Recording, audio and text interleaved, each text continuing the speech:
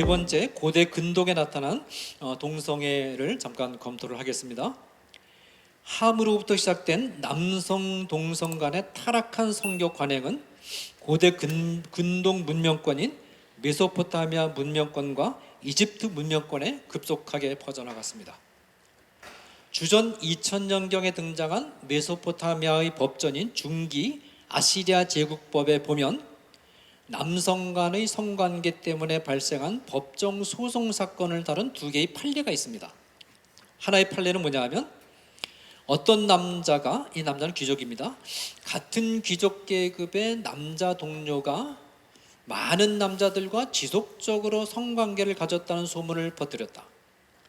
이 남자가 이 소문이 진실임을 입증하지 못하면 명예훼손죄로 곤장 50대 1년 동안 왕을 위해서 일하는 거 거세당함, 납 1달란트를 지불하는 벌을 받는다. 그런 판례가 있어요. 이 판례는 동성애 그 자체를 다루지 않고 명예훼손죄를 다루는 판례입니다. 그러나 이 판례는 동성애에 대해서 두 가지 중요한 정보를 제공합니다. 첫째로 이 판례는 당시 아시리아 안에서 동성애가 성행하고 있었음을 보여줍니다. 둘째로 어떤 남자가 동성 간의 성관계를 했다는 소문을 퍼뜨린 것이 명예훼손 사유가 되고 있다는 말은 동성 간의 성관계가 사람들에게 잘못된 행위로 인식되고 있었음을 뜻합니다. 자, 두 번째 판례는 이렇습니다. 어떤 남자, 어떤 귀족인데 남자 동료와 성관계를 가졌는데 그의 행동이 사실로 확인되면 사람들이 그 남자와 동성 간의 성관계를 가지고 거세시키는 벌을 받는다. 그런 판례가 있어요. 이 판례는 남성 동성 간의 성관계가 사회적 범죄로 인식되어 있었음을 보여줍니다. 그 다음에 그 주전 7세기 이전 어느 시점의 문서로 알려져 있는 바벨론의 예언 문서인 숨마 알루라는 이 문서에 보면 38개의 예언들이 나오는데 이 예언들 가운데 5개가 남자 동성 간의 성관계와 관련된 것들입니다. 이 5개의 예언들 가운데 2개는 동성애에 대해서 긍정적으로 말합니다. 첫 번째 예언은 남자가 남자 동료를 대상으로 해서 뒤에서 성교, 이것이 항문 성교를 가리키는 것입니다. 뒤에서 성교를 하면 그는 그의 동료들과 형제들을 다스리는 자가 된다. 그렇게 돼 있어요. 이 예언이 우리에게 알려주는 정보는 남성 간의 성관계에서 삽입하는 행위는 삽입당하는 자를 힘으로 지배하는 것을 뜻하는 행위로 인식되었다라는 것입니다.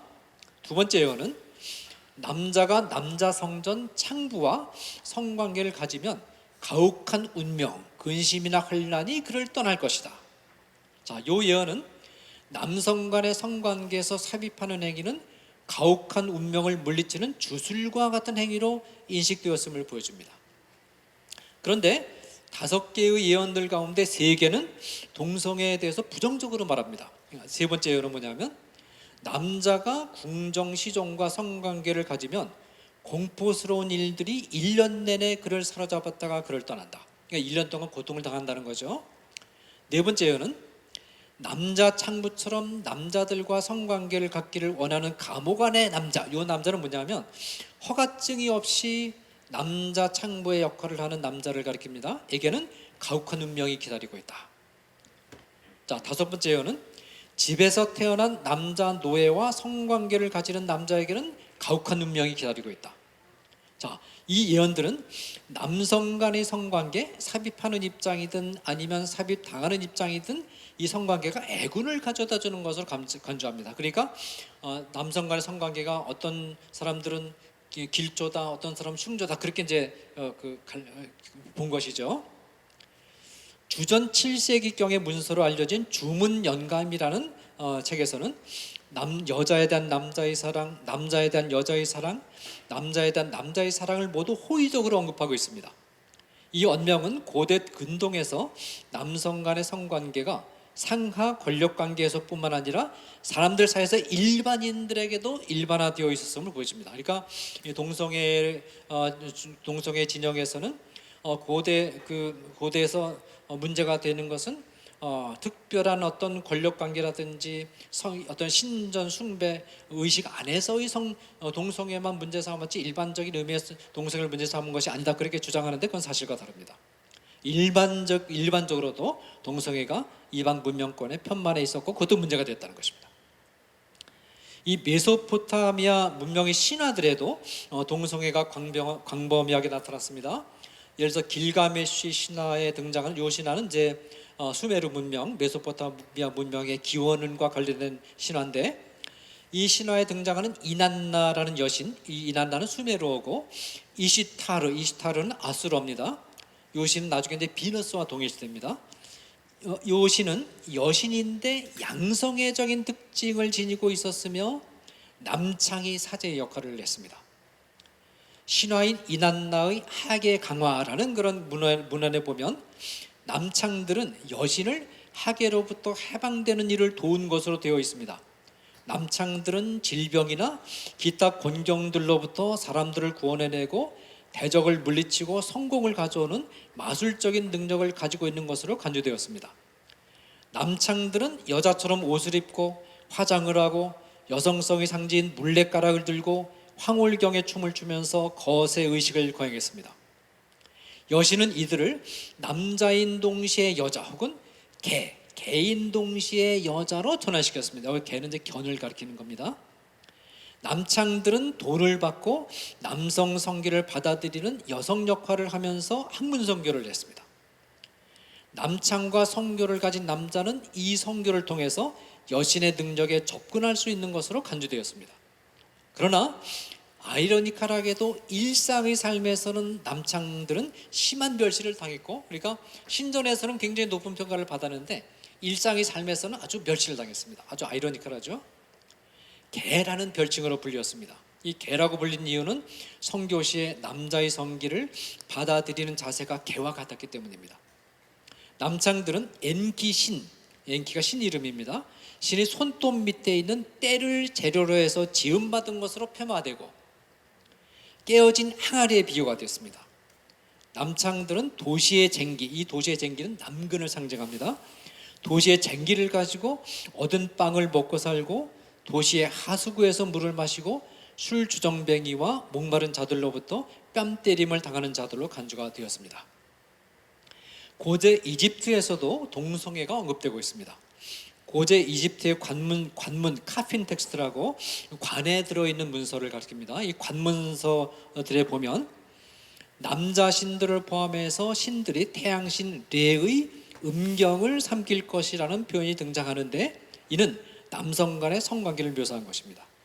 또 땅신 개부의 음경은 그의 상속자이자 아들의 두 엉덩이 사이에 있다라는 묘사가 나오는데, 이 묘사는 남성 간의 성행위를 가리킵니다. 특히 남성 간의 성관계에서 삽입하는 행위는 신이 가하는 해도 두려워하지 않는 용맹을 뜻하는 것으로 간주되었습니다. 이 신화에 나오는 다음과 같은 구절이 이런 관점을 반영합니다.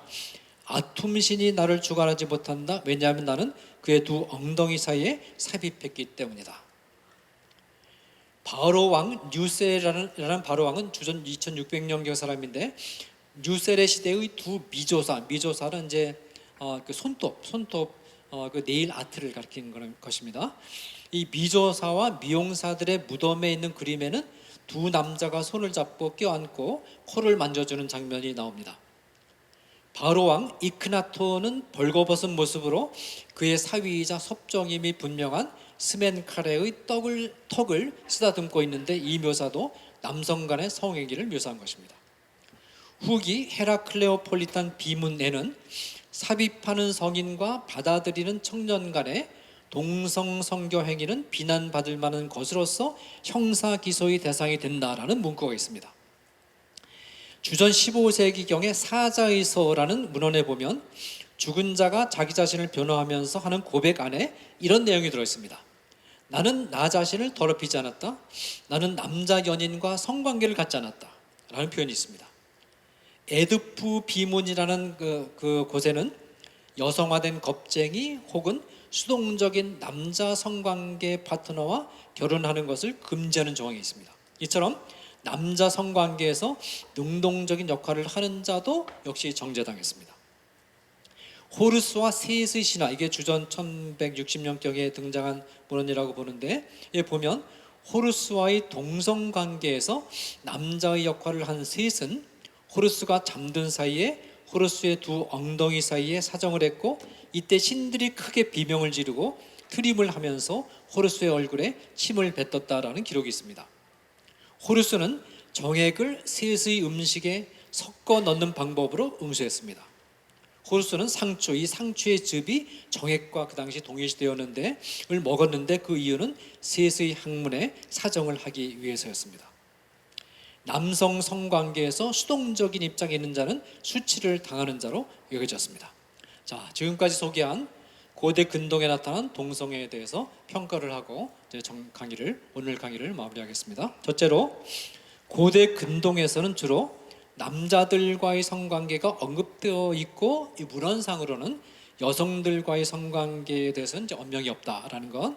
둘째로, 남자들과의 관계에서 일반적인 성관계가 나타났습니다. 그런 중에도 특별히 권력을 가진 남자들이 자기 권력 밑에 있는 남자들과 성관계를 가진 일이 빈번하게 일어났습니다. 셋째로, 이 남자들 간의 성관계에 대한 이 메소포타미아 문명과 이집트 문명권의 평가에는 일관성이 없습니다. 한편으로는 남자들 간의 성관계를 긍정적으로 평가하는 관행이 있었습니다. 남자들 간의 성관계는 신들과 만나는 통로로 인식되었고, 행운을 가져다주는 행위로 간주되었습니다. 특히 삽입하는 행위는 상대방을 힘으로 지배하는 행위로 해석이 되었습니다. 그러나 다른 한편에서는 남자들 간의 성관계는 사회적 범죄로 간주되기도 했습니다. 그러니까 이방 문명권에서는 두서가 없습니다. 정리된 입장이 없어요. 이랬다가 저랬다가 상황에 따라서 그렇게 바뀌었습니다. 따라서 남자들 간의 성관계를 한 사람은 일정한 형벌을 받아야 됐습니다. 대표적인 형벌이 거세시키는 것입니다. 이 점에 있어서 남성 간의 성관계를 행하는 자에 대해서 사형을 집행할 것을 명령하고 있는 레위기 20장 13절의 명령과 좋은 대조가 됩니다. 특히 삽입을 당하는 것은 이 문명권에서 매우 수치스러운 일로 간주가 되었습니다. 이 남성 장부가 이방 신전에서는 신과 교토가는 통로 역할이라는 매우 중요한 역할을 했으나, 신전 밖의 일상의 삶 속에서는 경멸의 대상이 되었습니다. 자, 오늘 강의는 여기까지 진행하고, 다음 시간에는 소돔과 고모라 사건, 그리고 레위기에 있는 동성애 금지 명령의 의미에 대해서 좀 더 자세히 살펴보도록 하겠습니다. 자, 강의 이것으로 마치겠습니다.